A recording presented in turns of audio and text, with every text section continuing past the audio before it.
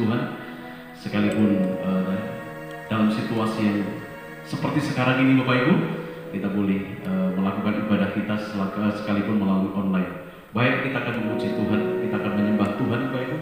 Kita datang ke hadirat Tuhan, kita mau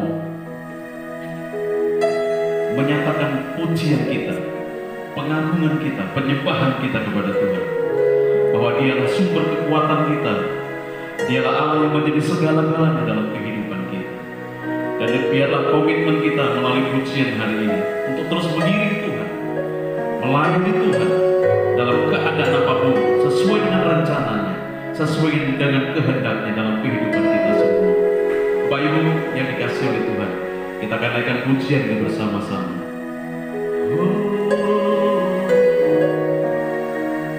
Terima kasih Tuhan.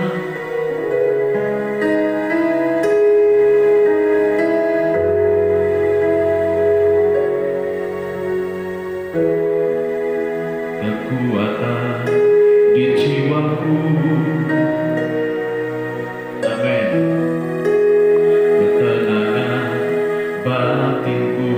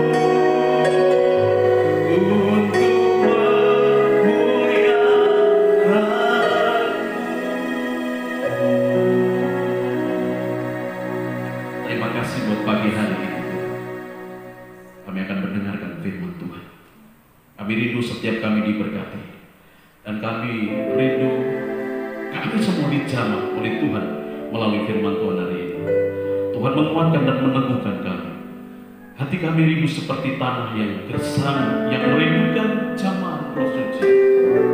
Hati kami rindu seperti rusa yang rindu air, demikian pun kami merindukan firman Tuhan, meneguhkan, menguatkan, dan menjawab setiap persoalan-persoalan kami. Terima kasih Tuhan Yesus. Bapak Ibu Saudara-saudara yang dikasihi Tuhan, kita akan bersama-sama menaikkan pujian ini. Penuhi sekarang Tuhan. Haleluya. Sekarang Tuhan, penuhilah hidupku. Mari katakan hatiku bagai tanah gersang, merindukan jamaah Roh Suci.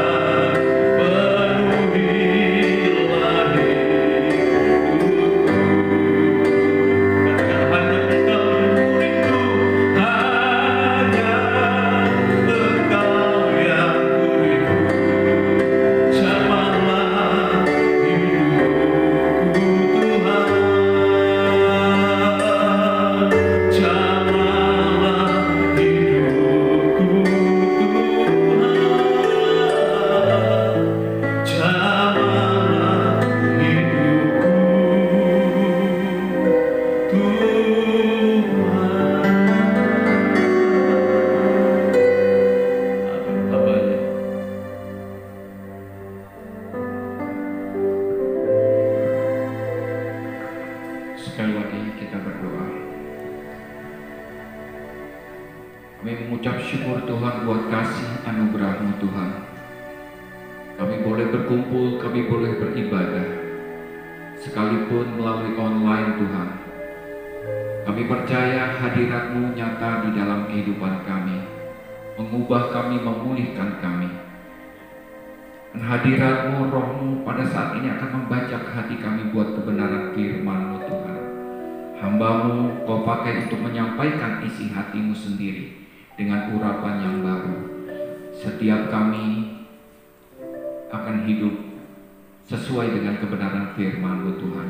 Hidup kami berubah dan roh kami akan semakin menyala-nyala untuk mengasihi Tuhan. Di dalam nama Tuhan kami Yesus Kristus kami berdoa dan mengucap syukur. Semua kita yang percaya berkata Shalom. Selamat sore Bapak Ibu, saudara-saudara yang saya kasihi. Hari ini kita akan belajar kebenaran firman Tuhan. Saya akan menyampaikan firman Tuhan dari Matius 23 ya. Dari ayat 1 sampai 36. Saya tidak akan bacakan semua, tapi saya akan kutip satu persatu sesuai dengan kebutuhan ya. Saudara nanti setelah ibadah ini bisa baca Matius 23 ayat 1 sampai 36 ya. Baca firman Tuhan seluruhnya, dan juga kalau nggak keberatan saudara baca ayat-ayat bab-bab selanjutnya ya, supaya saudara mengerti akan kebenaran firman Tuhan, konteksnya ya. Bapak Ibu, pernah suatu kali Presiden Soeharto, Presiden kedua Republik Indonesia ya, begitu marahnya di depan televisi, dia katakan ya, saya akan gebuk. Orang yang mendengarnya pada saat itu termasuk juga seluruh bangsa Indonesia terkejut dengan ucapan Pak Harto pada saat itu. Dia mengucapkan saya gebuk. Ya, Pak Harto ini jenderal yang tidak marah, yang tidak pernah marah, ya. Dan kemarahannya itu bisa dia umpeti, ya. Dan orang-orang di sekitarnya tahu kapan dia marah. Sekalipun tidak menunjukkan kemarahannya, tetapi dia orang-orang di sekitarnya, pembantu-pembantunya saat itu, menteri-menterinya saat itu tahu kapan Pak Harto itu marah, ya. Dan tidak pernah marahnya Pak Harto itu diungkapkan di depan publik. Tetapi pada saat itu saking marahnya Pak Harto, dia mengucapkan kata saya gebuk, ya. Wow. Ini satu ucapan yang mengagetkan pembantu-pembantunya, menteri-menterinya, bahkan seluruh bangsa Indonesia. Hari ini kita akan juga melihat Tuhan Yesus, ya. Tuhan Yesus memang ekspresif sekali. Dia pernah marah masuk bait Allah 2 kali. Dia marah, dia banting-banting semuanya, ya, meja-meja penukar uang, meja-meja dagangan pada saat itu. Hari ini ketika dia ada di Yerusalem, sebelum dia disalib, dia mengucapkan kata 7 celaka. Ya, celakalah, celakalah, celakalah. Ya, jadi belum pernah Tuhan Yesus Kristus begitu marah dan dia mengucapkan kata celakalah. Sampai 7 kali dia mengucapkan kata celakalah. Ya, celakalah ini ungkapan kekesalan Tuhan Yesus, kemarahan Tuhan Yesus. Tidak ada kompromi lagi. Ini satu kecaman yang luar biasa untuk orang-orang yang ada pada saat itu. Ya, siapa mereka? Kecaman untuk para pemimpin agama, imam-imam kepala, orang-orang Farisi, orang-orang Saduki, ahli-ahli Taurat, yang pada saat itu bukannya mendengarkan pengajaran Tuhan Yesus, bukannya menerima Yesus sebagai Tuhan dan Juru Selamat, sekalipun Tuhan Yesus sudah menunjukkan berbagai-bagai mujizat di dalam kehidupannya pada saat itu, tetapi apa yang terjadi? Mereka malah menolak Tuhan Yesus. Mereka ngeyel dengan Tuhan Yesus. Mereka bertanya-tanya, menjebak Tuhan Yesus. Dan akhirnya Tuhan Yesus marah dan mengucapkan kata 7 celakalah ini. Bapak Ibu, apa implikasinya buat kehidupan kita saat ini? Ya, kehidupan kita saat ini, kehidupan banyak orang-orang beragama, terutama orang-orang Kristen, ya, tidak mencerminkan imannya. Iman dengan perbuatan itu beda, ya. Banyak orang datang ke gereja muka manis, mengucapkan haleluya, puji Tuhan, tetapi apa yang terjadi? Kehidupan di luar masih terikat dengan dosa, masih suka bohong, amarah, masih suka minum minuman keras, masih suka merokok. Ya, ini bukan hanya dari jemaat-jemaat saja, tetapi juga pemimpin-pemimpin agama juga demikian. Nah, hari ini kita akan melihat 7 kata celaka yang diucapkan oleh Tuhan Yesus Kristus dan implikasinya buat kehidupan kita. Jadi dengan kata lain, Tuhan Yesus pun juga sedang mengecam kita saat ini, orang-orang yang beragama saat ini, orang-orang Kristen, orang-orang yang ke gereja. Apa itu? Yang pertama kita lihat di dalam ayat 13. Dikatakan, celakalah kamu hai ahli-ahli Taurat dan orang-orang Farisi, hai kamu orang-orang munafik, karena kamu menutup pintu-pintu kerajaan surga di depan orang, sebab kamu sendiri tidak masuk dan kamu merintangi mereka yang berusaha untuk masuk. Ya, jadi Yesus mengucapkan kata celaka untuk siapa? Untuk orang-orang Farisi, orang-orang ahli Taurat, ya, dan orang-orang munafik. Mungkin kita bukan orang Farisi, kita mungkin bukan ahli-ahli Taurat, tetapi kita termasuk orang yang dikecam oleh Tuhan Yesus. Karena apa? Karena kita munafik, ya. Sebab kamu orang tidak masuk di dalam kerajaan Allah, bahkan menutup pintu untuk orang-orang masuk di dalam kerajaan Allah. Orang munafik, Bapak Ibu, sekalipun sudah ke gereja, sekalipun sudah jadi orang Kristen, tetapi belum menjamin keselamatan, kehidupan kekal. Dia datang ke gereja, tetapi belum tentu dia masuk di dalam kehidupan kekal. Ya, oleh karena apa? Oleh karena sekalipun datang ke gereja, dia belum menerima Yesus sebagai Tuhan dan Juru Selamat. Memang dia mengucapkan Yesus itu Tuhan, tetapi perbuatannya tidak menunjukkan bahwa dia sungguh-sungguh percaya kepada Tuhan. Hidupnya tidak mengandalkan Tuhan, hidupnya tidak percaya sungguh-sungguh pada Tuhan. Ketika ada bencana, ketika ada ketakutan di dalam kehidupannya, ketika ada masalah di dalam kehidupannya, yang ada adalah kekhawatiran. Dia tidak datang pada Tuhan. Ini munafik, Bapak Ibu. Datang ke gereja, kelihatannya baik, perbuatannya kelihatannya suci, kudus, tetapi apa yang terjadi? Keluar dari ke gereja, dia bohong, dia marah, dia minum minuman keras, dia ngerokok dan lain sebagainya. Hidupnya tidak berubah. Karena apa? Belum menerima Yesus sebagai Tuhan dan Juru Selamat. Orang yang sudah terima Yesus sebagai Tuhan dan Juru Selamat, hidupnya akan berubah. Karena apa? Orang itu akan mengalami kelahiran baru. Roh Kudus akan tinggal di dalam kehidupannya. Roh Tuhan sendiri akan hidup di dalam kehidupannya, yang memimpin kehidupannya untuk menjadi orang-orang benar, orang-orang percaya yang hidupnya mengandalkan Tuhan. Pasti iman, percayanya dia akan sesuai dengan perbuatannya. Tetapi kalau orang-orang munafik, orang-orang yang katanya percaya Tuhan Yesus, tetapi perbuatannya tidak menunjukkan hidup sebagai orang-orang percaya, ini orang munafik, Bapak Ibu. Tuhan kecam, Tuhan katakan celakalah kamu hai orang-orang munafik. Itu yang pertama. Yang kedua, ayat 15 dikatakan demikian, celakalah kamu hai ahli-ahli Taurat dan orang-orang Farisi, hai kamu orang-orang munafik, sebab kamu mengarungi lautan dan menjelajah daratan untuk menobatkan satu orang saja dan menjadi penganut agamamu, dan sesudah ia bertobat kamu menjadikan dia orang neraka yang 2 kali lebih jahat dari kamu sendiri.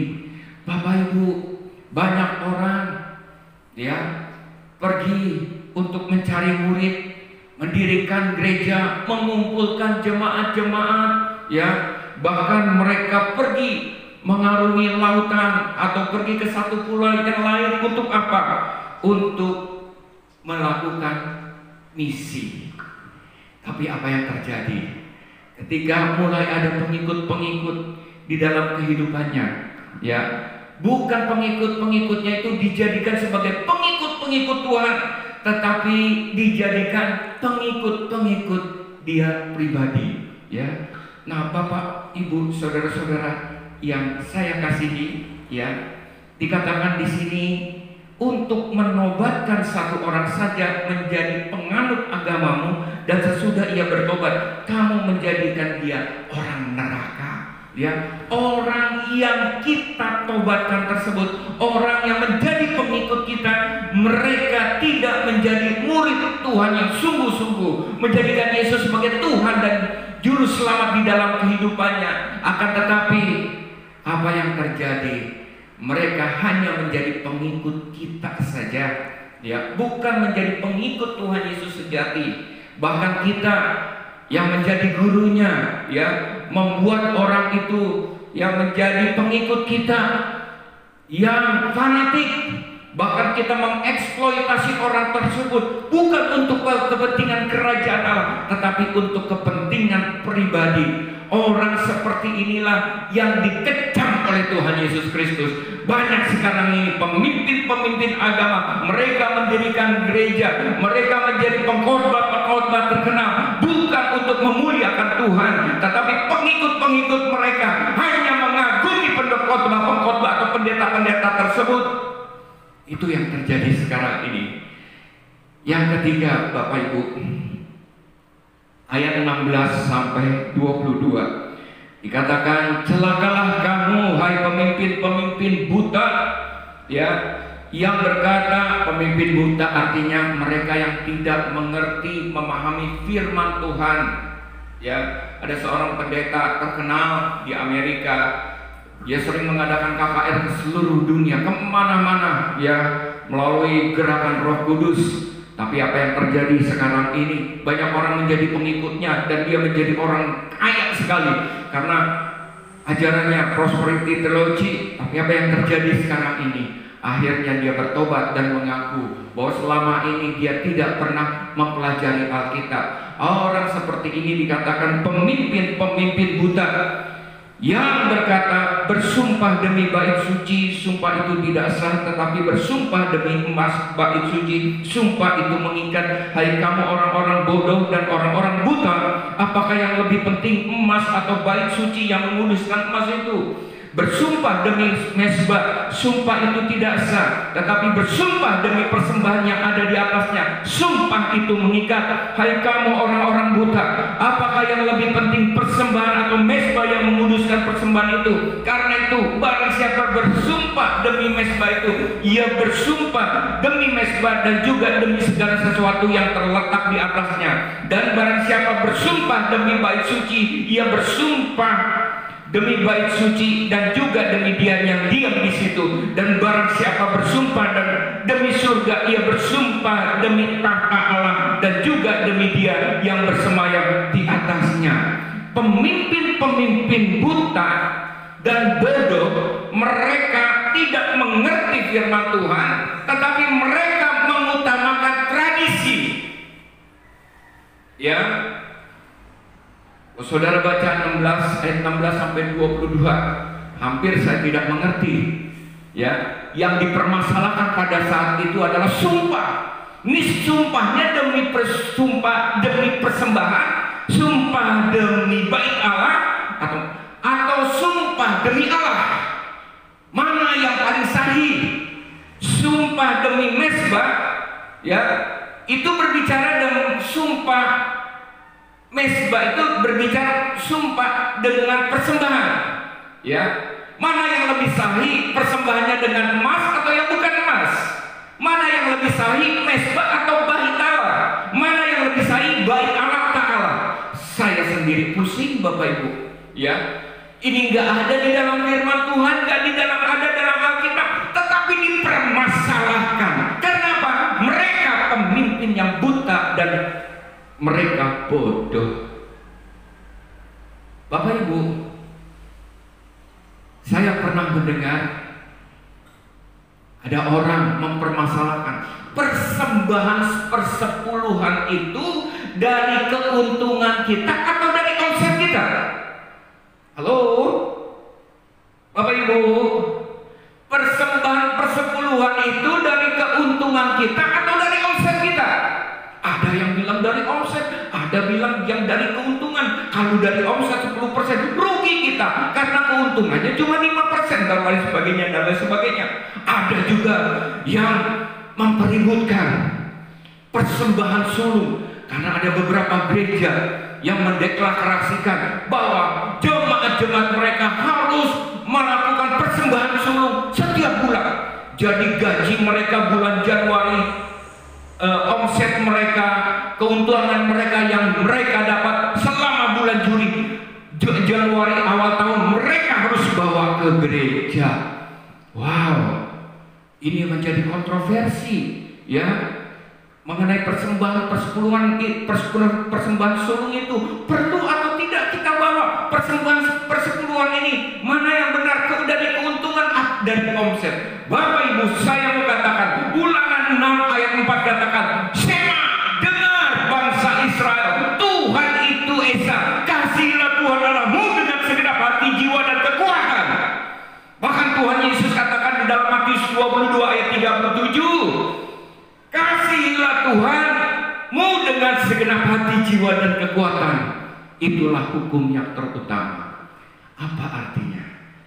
Ketika kita mengasihi Tuhan sungguh-sungguh dengan segenap hati, jiwa dan kekuatan, kita tidak hitung-hitungan lagi Bapak Ibu. Tidak berbicara masa jumlah besarnya kasih atau persembahan yang kita berikan kepada Tuhan. Sama juga saya mengasihi keluarga saya, mengasihi istri saya, mengasihi anak-anak saya. Berapa persen gaji yang harus saya berikan untuk istri saya, anak saya, untuk keluarga saya? Ketika saya mengasihi keluarga saya, sungguh-sungguh mengasihi istri dan anak saya, ini tidak berbicara berapa persen yang saya persembahkan dari gaji saya untuk keluarga saya. Bukan hanya gaji, bahkan segenap hidup saya akan berikan, saya akan persembahkan untuk keluarga saya. Kenapa? Karena saya mengasihi Tuhan dengan mengasihi keluarga saya dengan segenap hati, jiwa, dan kekuatan. Demikian juga ketika saya mengatakan saya mengasihi Tuhan dengan segenap hati, jiwa, dan kekuatan, ini tidak lagi berbicara masalah 10-20% atau persembahan sulung atau persembahan bungsu. Semuanya akan saya berikan kepada Tuhan, bahkan segenap hidup saya. Oleh karena apa? Oleh karena saya mengasihi Tuhan sungguh-sungguh. Itu yang ketiga Bapak Ibu. Yang keempat, ayat 23 sampai 24. Celakalah kamu, hai ahli-ahli Taurat dan orang-orang Farisi, hai kamu orang-orang munafik, sebab persepuluhan dari selasi ada manis jintan kamu bayar, tetapi yang terpenting dalam hukum Taurat kamu abaikan, yaitu keadilan, kasih, belas kasihan, dan kesetiaan. Yang satu harus dilakukan, yang lain jangan diabaikan. Hai kamu pemimpin-pemimpin buta, nyamuk kamu tapiskan dari dalam minumanmu, tetapi unta di dalamnya kamu telan. Ya, bangsa Israel, terutama ahli Taurat, orang-orang Farisi yang dikecam oleh Tuhan Yesus Kristus, bukan hanya menghitung jumlah persepuluhan, tetapi lebih ketil lagi diperhatikan selasi, ada semanis, jintan, dan lain sebagainya yang harus dibayar oleh bangsa Israel untuk dipersembahkan kepada Tuhan. Ketil sekali. Tetapi belas kasihan, keadilan, kesetiaan, kata Tuhan Yesus, dilupakan. Banyak sekarang ini Bapak Ibu, ya, di gereja-gereja penampilannya seperti tempat konser, lightingnya diperhatikan, mimbarnya diperhatikan, alat musiknya harus yang nomor 1, ya. Lalu kemudian LCD boardnya itu harus yang dari lampu, bukan LCD yang model lama, semuanya diganti. Tempat ibadahnya benar-benar diperhatikan dan hampir mirip dengan tempat-tempat konser, tempat-tempat pertunjukan. Bahkan ada yang mengatakan bahwa gereja sekarang ini mirip nightclub Bapak Ibu. Hal-hal yang seperti itu diperhatikan, ya, asernya, kolektanya, bajunya diperhatikan, dan lain sebagainya, ya. Sekali lagi lightingnya, musiknya, dan lain sebagainya diperhatikan. Tapi apa yang terjadi? Gereja-gereja yang memperhatikan penampilan dari gerejanya, tetapi dia lupa akan pekerjaan misi Bapak Ibu, ya. Lupa bahwa jemaat-jemaatnya masih ada yang hidup kekurangan, bahkan hidup di dalam kemiskinan. Lupa kalau gereja-gereja yang lain pun juga mengalami kemiskinan, tidak seperti gerejanya yang mengalami dalam keberkatan. Tidak ada keadilan, tidak ada belas kasihan, tidak ada kesetiaan, komitmen, solidaritas dari gereja tersebut. Tuhan kejam hal ini, Bapak Ibu. Celakalah kamu. Kamu tidak ada belas kasihan, kamu tidak ada keadilan, kamu tidak ada kesetiaan, kamu tidak ada solidaritas. Sesama gereja Sumayorda tidak ada solidaritas satu sama lain. Kita jalan sendiri-sendiri, Bapak Ibu. Dan Tuhan kejam akan hal ini, ya.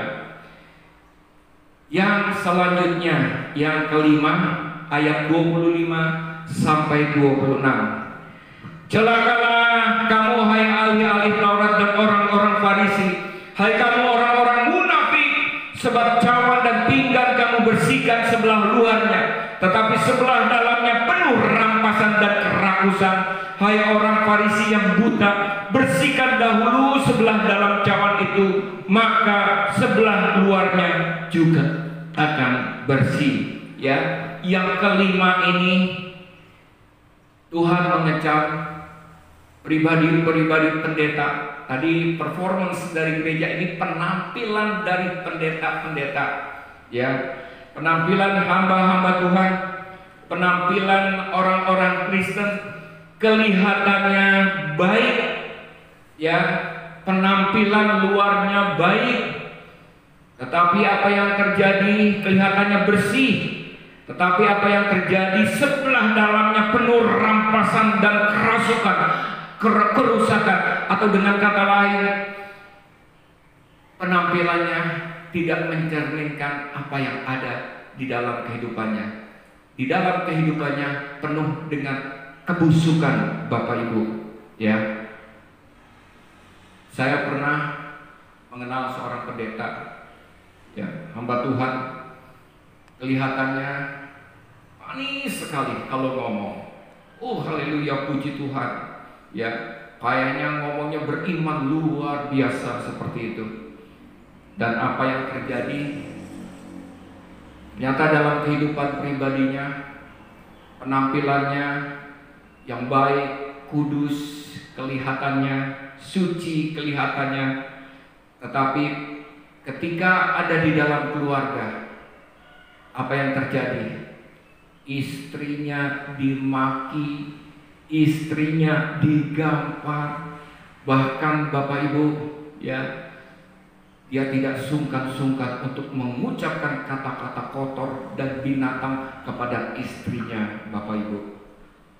Yang kelima ini, Tuhan mengecam pemimpin yang seperti kuburan, tampak luar bagus seperti cawan yang dibersihkan, tetapi apa yang terjadi dalamnya, isinya semua tidak mencerminkan penampilan luar, busuk. Tuhan kejam seperti ini, ya.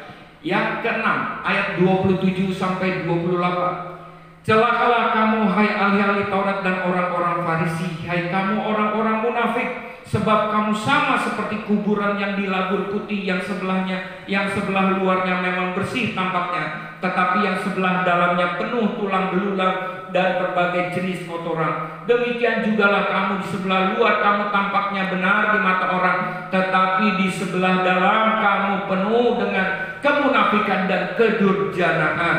Ya, yang kelima sampai keenam hampir mirip-mirip. Ya, hal ini berbicara masalah bersikap rohani, tapi untuk menutupi dosa-dosa, ya, yang tadi perbuatannya untuk menutupi kerusakan yang ada di dalam. Yang kedua ini kehidupan rohani yang menutupi kerusakan yang ada di dalam. Bapak Ibu, sekarang ini saya pernah ke satu daerah yang merupakan kantong Kristen di Indonesia, ya. Tapi apa yang terjadi? Gereja di sana di mana-mana, hampir seperti di Jawa, masjid ada di mana-mana. Ya, di setiap gang ada masjid. Ini di setiap gang ada gereja. Gerejanya pun juga besar-besar. Ya, pendetanya sudah pasti orang Kristen, jemaatnya orang Kristen, yang di pasar orang Kristen, tukang angkot di orang Kristen, tukang bakso orang Kristen, bahkan pelacur pun orang Kristen, Bapak Ibu. Semuanya orang Kristen. Ya, ini kantong Kristen. Tapi apa yang terjadi? Ya, pendetanya punya istri paling tidak 2, bahkan ada yang 4. Ya, lalu kemudian saya dengar bahwa sebelum pendeta itu berkhotbah, dia harus minum minuman keras cap tikus, Bapak Ibu. Ya, berpura-pura rohani untuk menutupi dosa di dalam kehidupannya. Tuhan kecam. Dan yang terakhir ayat 29 sampai 36, celakalah kamu, hai ahli-ahli Taurat dan orang-orang Farisi, hai kamu orang-orang munafik, sebab kamu membangun makam nabi-nabi dan memperindah tugu orang-orang saleh, dan berkata, jika kami hidup di zaman nenek moyang kita, tentulah kami tidak ikut mereka dalam pembunuhan nabi-nabi itu. Tetapi dengan demikian kamu bersaksi terhadap diri kamu sendiri bahwa kamu adalah keturunan pembunuh nabi-nabi itu. Jadi penuhilah juga takaran nenek moyangmu, hai kamu ular-ular, hai kamu keturunan ular beludak. Bagaimanakah mungkin kamu dapat meluputkan diri dari hukuman neraka? Sebab itu lihatlah, aku mengutus kepadamu nabi-nabi, hai orang bijaksana, dan ahli-ahli Taurat. Separuh di antara mereka akan kamu bunuh dan kamu salibkan, yang lain kamu sesak di rumah-rumah ibadatmu, dan kamu aniaya dari kota ke kota, supaya kamu menanggung akibat penumpahan darah orang yang tidak bersalah, mulai dari Habel orang benar itu sampai kepada Zakaria anak Berekia yang kamu bunuh di antara tempat kudus dan mezbah. Aku berkata kepadamu, sesungguhnya semuanya ini akan ditanggung angkatan ini. Bapak Ibu, celaka yang ketujuh ini adalah untuk orang-orang yang di situ adalah orang-orang Farisi, ahli-ahli Taurat, dan orang-orang munafik yang pura-pura mengerti tentang sejarah nenek moyang mereka, sejarah masa lalu mereka, sejarah Israel pada saat itu, Bapak Ibu. Akan tetapi perilaku mereka menunjukkan bahwa mereka sesungguhnya tidak mengerti apa-apa.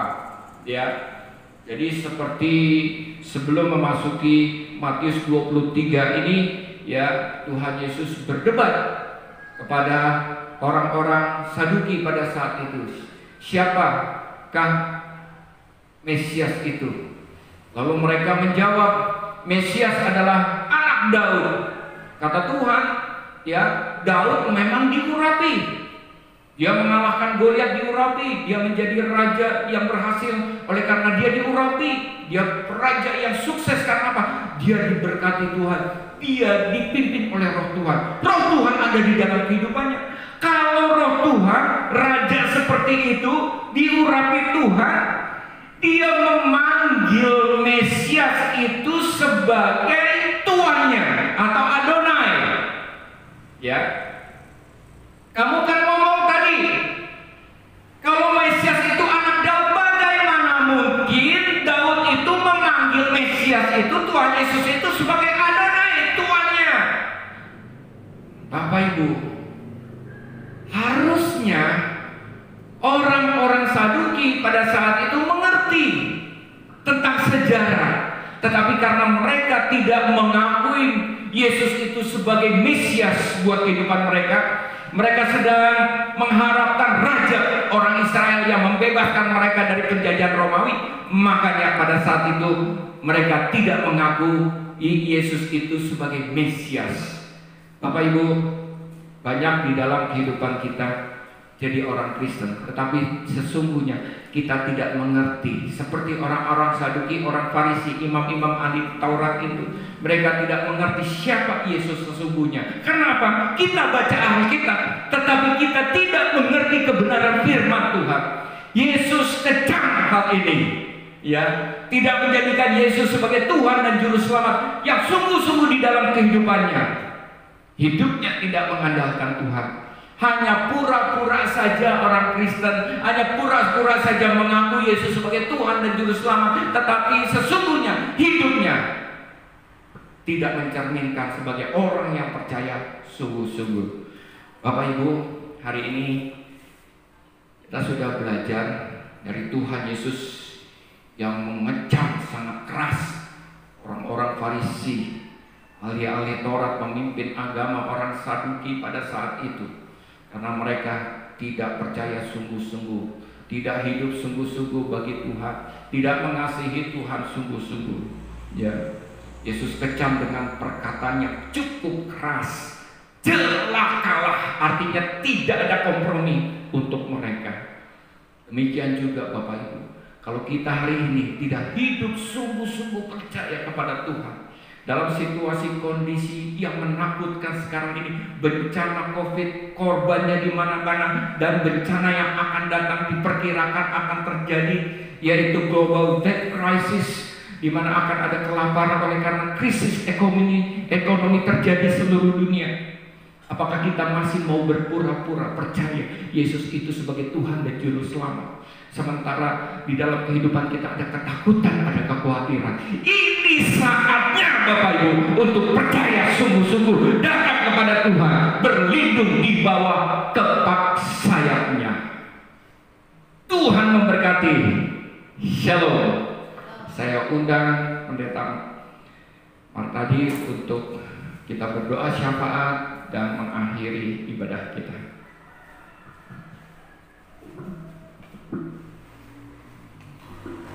Haleluya. Bapak Ibu, kita semua diberkati oleh Tuhan dengan firman Tuhan yang luar biasa ini, meneguhkan kita semua, kembali mengingatkan kita supaya kita menjadi orang-orang Kristen yang serius, Bapak Ibu, sungguh-sungguh, karena hari-hari ini Bapak Ibu adalah hari-hari akhir dari akhir zaman itu sendiri. Kita melihat tanda-tandanya semakin nyata, sebab itu kita harus semakin hari hidup semakin berkenan kepada Tuhan. Kita akan menaikkan pokok-pokok doa kita Bapak Ibu. Kita akan berdoa buat bangsa kita berdoa untuk gereja-gereja Tuhan. Biarlah Tuhan melawat Indonesia, Tuhan melawat gereja-gereja Tuhan. Kita berdoa juga untuk keluarga-keluarga kita.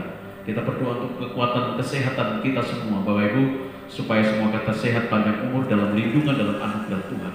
Mari kita berdoa bersama-sama. Bapa, kami bersyukur buat pagi hari ini, buat sore hari ini Tuhan, atas kasih karunia dan anugerah Tuhan dalam kehidupan kami. Terima kasih untuk pertolongan dan lawatan Tuhan buat kami. Terima kasih untuk firman-Mu yang meneguhkan dan menguatkan hari ini. Kami bersyukur Tuhan, dan kami terus berdoa Tuhan untuk bangsa kami. Berkatilah bangsa kami, pulihkanlah bangsa kami. Berkati para pemimpin-pemimpin negeri ini Tuhan. Kiranya diberikan hati bijaksana kepada mereka, hikmat yang datang dari Tuhan untuk mengambil keputusan kebijakan-kebijakan yang baik, tentu yang berkenan kepada Tuhan. Itu doa kami. Kami juga berdoa Tuhan, pulihkan Tuhan, sembuhkan bangsa kami dari persoalan wabah COVID-19 ini Tuhan. Biarlah mujizat Tuhan terjadi di tengah-tengah bangsa kami.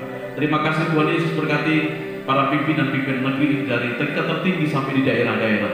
Kiranya Tuhan memberkati mereka semuanya. Bapak, kami juga berdoa untuk gereja-gereja-Mu Tuhan. Dalam menghadapi wabah ini Tuhan, kami berdoa bilang terus Tuhan kuatkan gereja-gereja-Mu, Tuhan kuatkan umat-Mu, Tuhan kuatkan hamba-Mu dimanapun mereka berada. Biarlah kami melakukan apa yang harus kami lakukan.